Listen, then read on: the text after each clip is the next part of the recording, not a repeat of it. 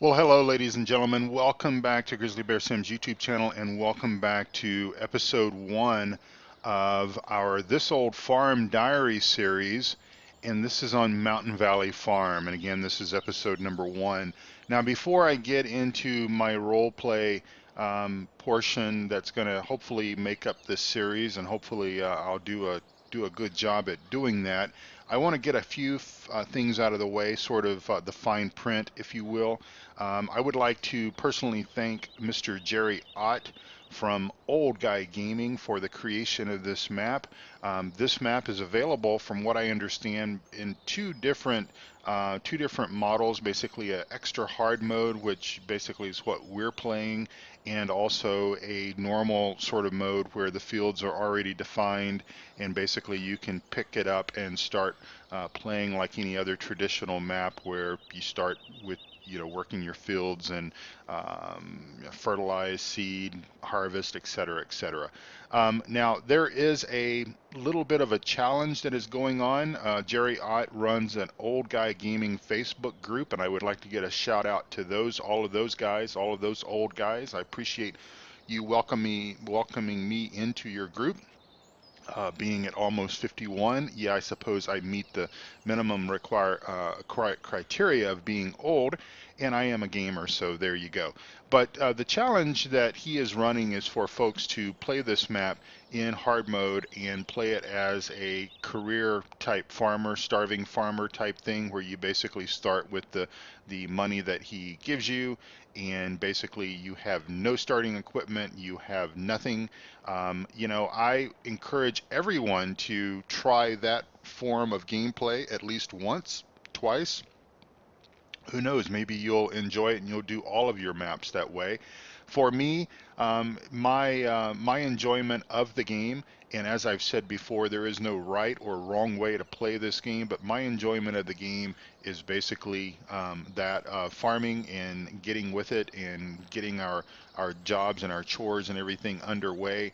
I've done the career mode thing, where you basically work your way up and upgrade equipment as you have a few pennies in your pocket and such. And so, but I'm not going to play this map this way, and so therefore I'm not playing the challenge either. So let me just kind of I'm going to go back into story, or back into story mode here in just a second. But I do want to just also say that I have made edits to this map for my own personal use. I will not, so don't even ask me to upload or share this with you, because the answer is going to be an absolute no. But I have made edits to this map to basically match my gameplay. And a few things that I have done, which obviously is part of the storyline, is to get rid of some of the older pieces of equipment that are laying around. Of course, we use that in the introduction piece of it to sort of set the stage, as far as equipment that was kind of left over from when my grandfather farmed, as well as the short period after he passed. We leased the farm out, and they left some stuff around. So we have cleaned all that up through Giants Editor.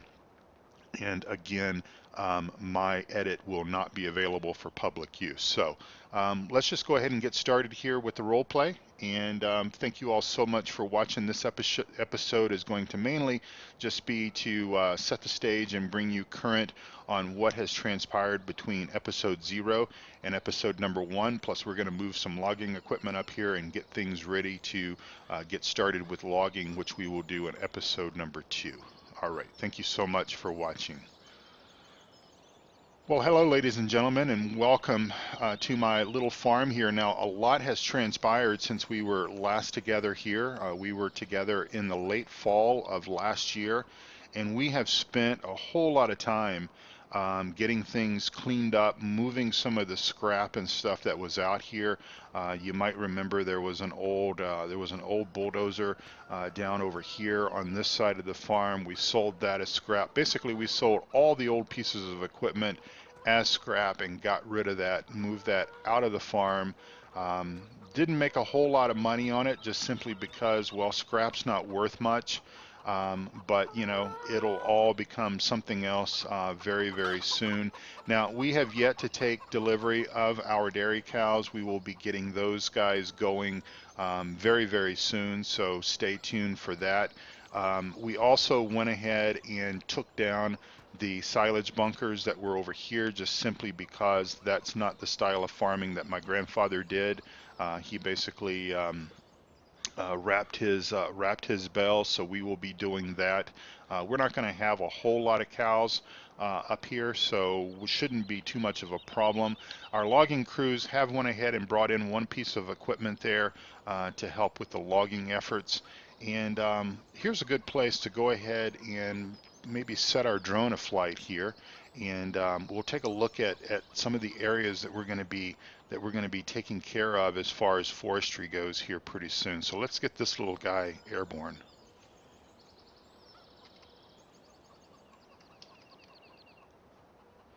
Okay, we'll just hover up about 20 feet or so and just check to make sure everything is working fine with our little drone.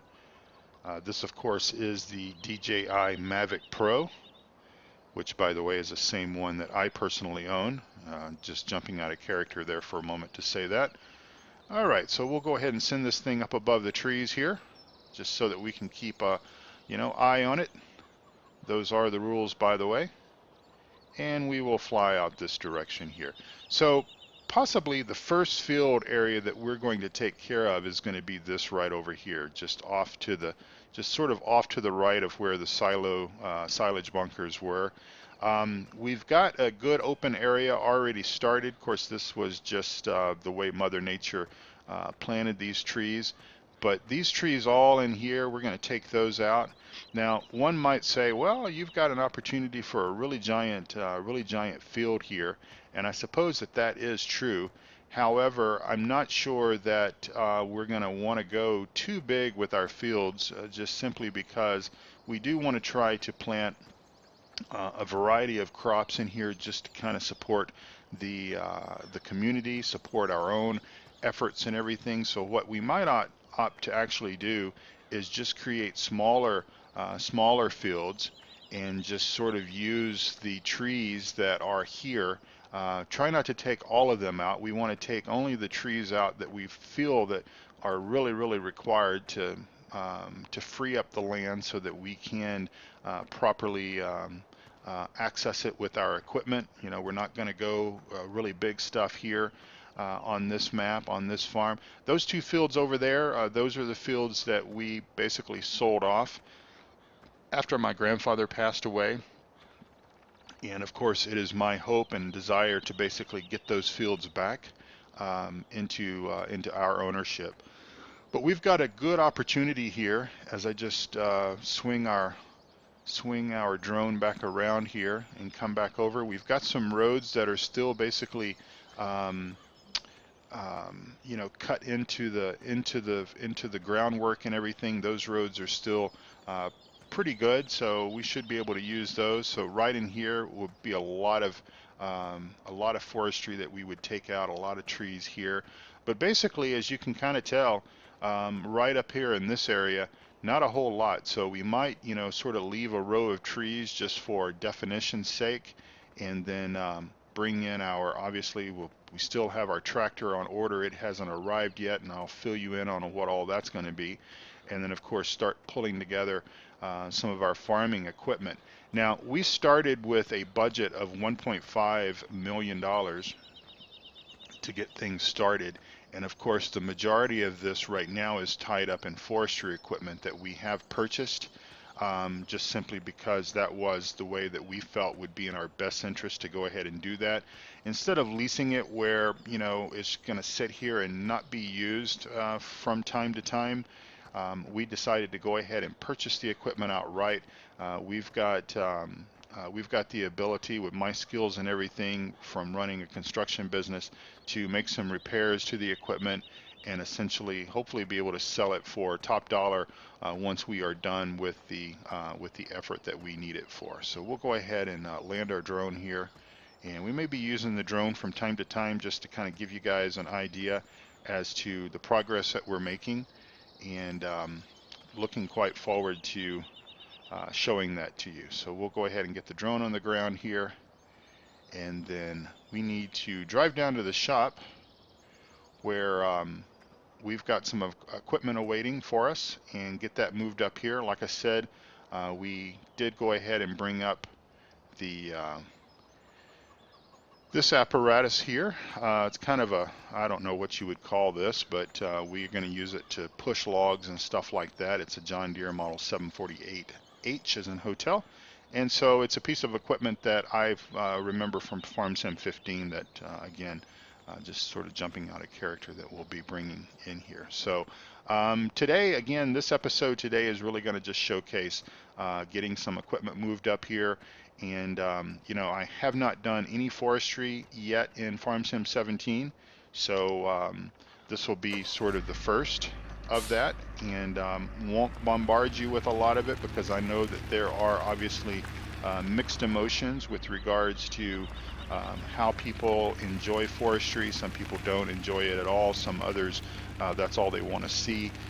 But you know, my primary interest both in the game Farm Sim 17 as well as in this whole genre of agricultural based simulation, you know, including up to cattle and crops is obviously the farming aspect of it. So you'll see a little bit of forestry, nothing today in this episode. I think by the time that we get done with this episode, get our equipment that we want to move over to the farm, it's going to be pretty much ready to sign and seal this episode off. And so we will come back with episode 2 and do a little bit of forestry. So again, just to kind of recap the setup, we've started with a budget of $1.5 million, which over $1 million of that we have sunk into equipment, and I think that's a wise purchase for us. We are getting some of the best forestry equipment that is available, and that should speed our time up just a little bit as far as being able to get the trees removed that we need to get removed. Certainly a lot quicker than getting in there with a chainsaw and that sort of thing.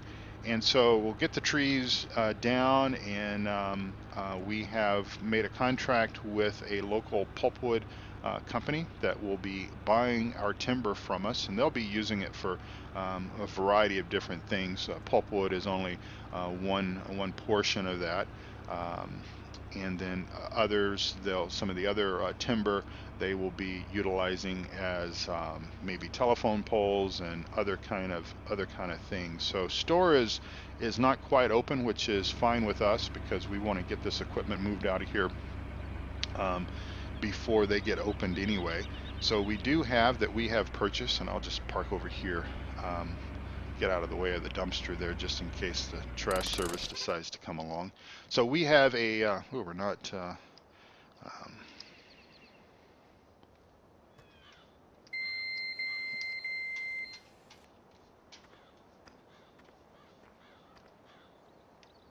all right, we hadn't quite landed all the way. All right, so we have a JCB wheel loader over here that's got some logging forks on it.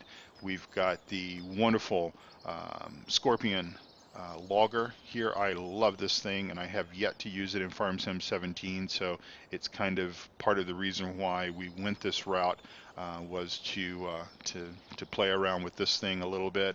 And of course, we've got Stevie's wonderful modded semi truck here that sort of looks a little bit more the part for logging and such. Not sure about the sleeper piece of it, whether that would be applicable for this type of an operation, but that was the only choice, and I like that bull bar on the front of it there.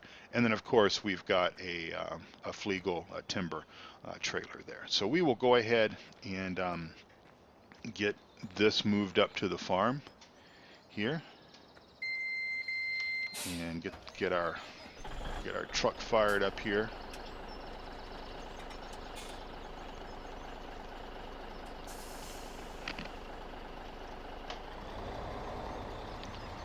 And go ahead and get this operation underway.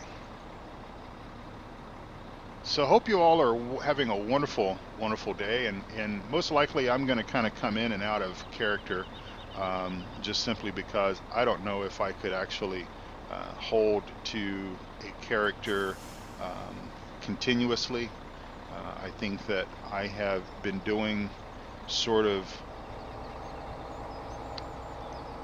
commentary and stuff for so long. Not that I've been doing this for an excruciating long period of time, but I have been doing it long enough that I think that, for me not to talk about events that are happening in the farm sim community and such would be difficult for me not to do. So with this series, I'm going to try to, you know, I'm going to try to stay in character when it's applicable, and I will come out and I will give you guys information and updates and such as that, as well as stuff that I learn and understand and whatever.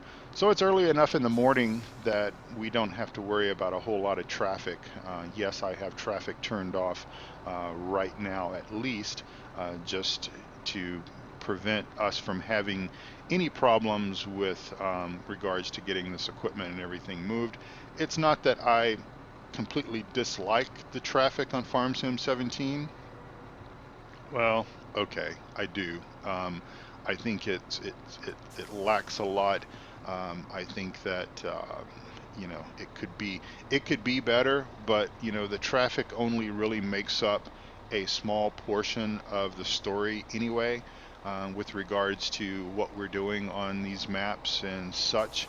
And so for me, it's just not that big of a deal to turn the traffic off. And again, if it saves a little bit of headache, then that's what I'm sort of all about. And we will just kind of see how it goes. So I think we can sort of meander our way through here. We may at some point clear up some of these trees around this area as well. But of course, our main priority is going to be to get the trees cleared off the of the fields that we basically want to essentially start planting, and start planting those as soon as possible. So we will go ahead and let down our ramp here.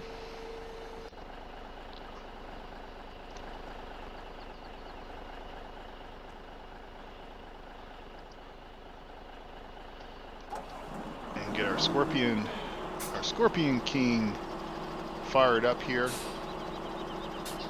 And I do have my joystick working. I don't know how long it will work. It took me not only a few brain cells, but a few gray hairs, I believe, to really get it where I wanted to get it as far as the calibration piece of it. I was having an issue, and quite honestly, one of the reasons why I have not used my joystick in previous videos and such, even doing front-end loader work and stuff like that, is because I had difficulty in getting the joystick calibrated, where it would essentially continue to move on its own.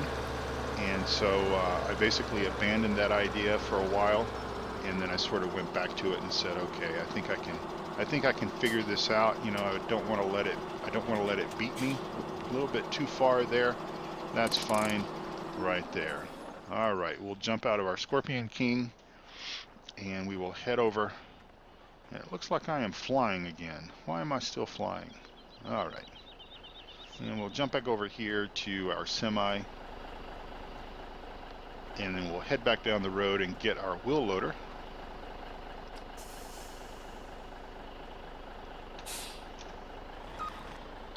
Get those ramps pulled up. All right.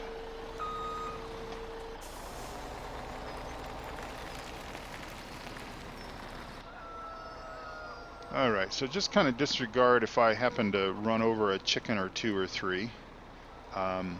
It's not that I am being aggressive or being mean to our farm animals. No virtual farm animals are ever hurt or in danger in our video recordings at all. But occasionally they just jump out there and they've got a mind of their own, and they're just quite crazy. So all right, so let's head back to the store and we will get our wheel loader, and I will just do a video edit here and save us the trip. All right, well, we have got our JCB wheel loader loaded up, as well as our timber forks there. and somebody from the shop showed up, and we convinced them to drive our pickup truck back. So they're gonna drive our truck back, and that way we can bring them back down to the store, and that way our pickup will be back at the main farm, as well as obviously the semi, because we'll drop the trailer and bring the semi back down to get the timber trailer, and that way we've got everything back at the main farm. So one other point I want to make about this map, just sort of out of character here just a little bit, is that there are some updates that are being made to the map. From what I understand, Mr. Jerry Ott is updating this map to a more current version. We're playing on the version that, obviously we're playing on. To be honest, I would have to research that version number, and I will do that before the next episode to just let you know. But obviously, if you want this episode, and of course I'm recording this about a week and a half before you guys are actually going to watch it, so I will keep things updated on my mod spreadsheet, but I'm not planning on playing the updated maps. I believe he's added some more stores, some other things like that. I think we're going to be just fine with playing it the way that we're playing it. Again, sort of the flow of the storyline and everything is that, well, this is an incredibly small community. As you can kind of tell, it's got kind of a ring road or a circle road, a loop around the community. Most of all this farmland that's on the interior loop of this is either all owned by myself presently, or was part of the family, and we may have, like in the example of those two fields that we sold those just after my grandfather's death, we'll be hopefully trying to get those back in due time. All right, so we will head over here, and we will do as we did before. Go ahead and get this off of here.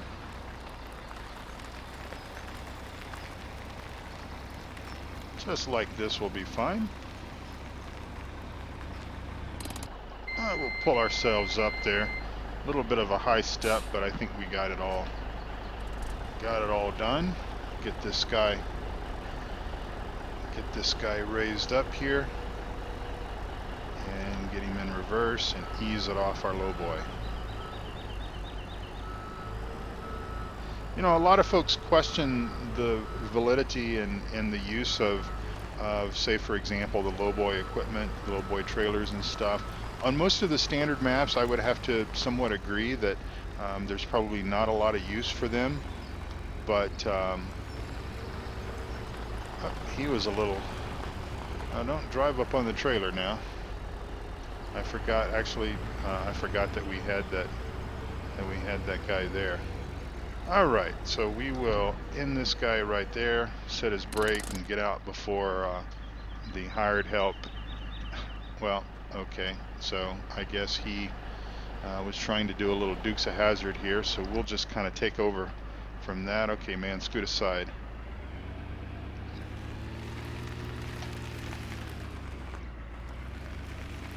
And we'll just pull our pickup over here out of the way.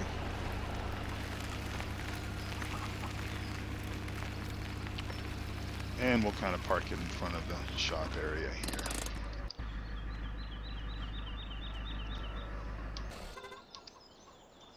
All right. Now let's get on down and tell you what, we'll drop the flatbed trailer right here, and then we will come around and then go get the other trailer. It is a nice map. I really, really like it. I've spent maybe about 2 or 3 hours on the map in game. I spent probably about twice that amount in Giants Editor, just simply because I've sort of got two left hands when it comes to Giants Editor, learning a lot. And of course I appreciate people like Eustace Farmer and Reefy 1952 that both helped me understand a little bit of the process of the things that I wanted to do, both in Giants Editor for just the sake of changing the map to my preference, as well as doing the snow mask work and everything that's part of the seasons mod, just so that we don't have snow pile up on under our buildings and such as that. So I do appreciate all the help that I've been given, and of course that's what friendship and everything is for, and that's what a tight-knit community like we have within the farming simulator community provides to us is friendships and folks that, when you say, hey, I have a question for you, can you help me? I don't expect anyone to drop everything that they're doing, because I get a lot of questions asked of me, of my channel, and that's what I do my channel for, is to try to help folks. But of course, if I'm in the middle of something, then I will have to set that question aside until I have the time to answer it for you. But I do appreciate my friends helping me out, because the whole Giants editor thing, well, that was might as well had been rocket science in a way, because I hadn't really done much with Giants editor in Farm Sim 17, and I really only used it in Farm Sim 15, I think, one time that I can remember. And so there. All right, well, ladies and gentlemen, we are on our magic number of about 30 minutes, and so I do want to try to keep these episodes short and somewhat sweet. Now, what I'm going to be doing is I'm going to set the stage for at least the next episode. The next episode will be forestry and some logging stuff and such as that. I will just tell you that I'm not very good at forestry. It's one of the reasons why I think I opted to somewhat cheat just a little bit with the Scorpion King versus trying to do it with a chainsaw and manipulating the logs and everything that way. I think that with the Scorpion King, I will set them to cut at the largest cut possible, and then just try to get them piled up into nice little stacks where I can then pick them up with the JCB wheel loader and the forks there, and get them loaded on the trailer and sort of rinse and repeat. But we've got a lot of trees to cut down. I don't know what the total count will be. Thankfully, the statistics in the game will let us know that, and we will certainly keep an eye on that, and I will let you know how many trees we ended up cutting down. And of course, you're not going to see every single tree that comes down, just simply because I'm not going to subject you all to that, because again, I know that not everyone enjoys or has the passion for watching forestry that others do, and I want to kind of keep things a bit consistent, because again, I've not done a lot of forestry in my videos, and so a lot of folks that have joined, maybe some of those individuals that don't necessarily enjoy the forestry aspect of it, but it is going to tell a story, and that's going to be very important to me, is to tell this story, set the stage on what we're trying to accomplish and how we're going to accomplish that. And of course, what's going to happen is, of course, we're going to reap the benefits of selling of the timber. Okay, that's through the contract with the pulpwood company. And then, of course, we're going to then, once we are done with this stage, we're going to then be repairing the equipment and then selling the equipment back into the community. Of course, we will take a slight loss on that, but I think that the loss will not be near as bad as had we actually leased the equipment. I think that the cost of leasing this equipment would have been more expensive to have done it that way, especially if we plan on keeping it maybe beyond our 3 or 4 game days that we plan to sort of do forestry. Obviously, as soon as we can get a piece of land cleared enough that we can say this is going to be a field, we will start plowing. So hopefully our tractor will be here in the next day or so, and we'll get that up here. And then obviously we can say, all right, well, this field is cleared, and we can go ahead and start getting that plowed. Of course, we do have, let me just show you our weather forecast coming up. So our weather forecast is not too bad. We're into the 60s there on Wednesday, and then another cool front comes through, but then pretty much from that point forward, we're in the 60s, so that will certainly help with our soil temperatures. And of course, we have to follow our planting guidelines as per the seasons mod. So obviously we can't plant corn or soybeans until we get to 50 degrees soil temperature, and that's going to be a little while. But obviously we can plant wheat and barley, canola, potatoes if we want to, that sort of stuff. We can get those planted at 41 degrees. So we're only 2 degrees away from that. So again, we have a lot to do. Again, sort of a short time to get there. And so thank you all so much for watching. I do appreciate it. Now when you come back, when we come back for episode 2, I'm probably going to have some trees cut already just because I need to practice a little bit, and I would rather practice off camera, obviously, than watching you guys watch me bumble through using this stuff and getting used to my joystick. So when we come together, we'll do some tree cutting with the Scorpion King. We'll do some loading. We'll do some pushing of logs using the John Deere apparatus over there, and just do that for an episode, and then and just see how it goes. So I promise I'm not going to bore you with a lot of timber work, but again, it's telling a story. So thank you all so much for watching. I appreciate it, and please tune in for the next episode of Lone Star, or come back here for Mountain Valley Farm in my brand new This Old Farm Diary series. So thank you so much for watching. Take care, and God bless you all. Bye bye.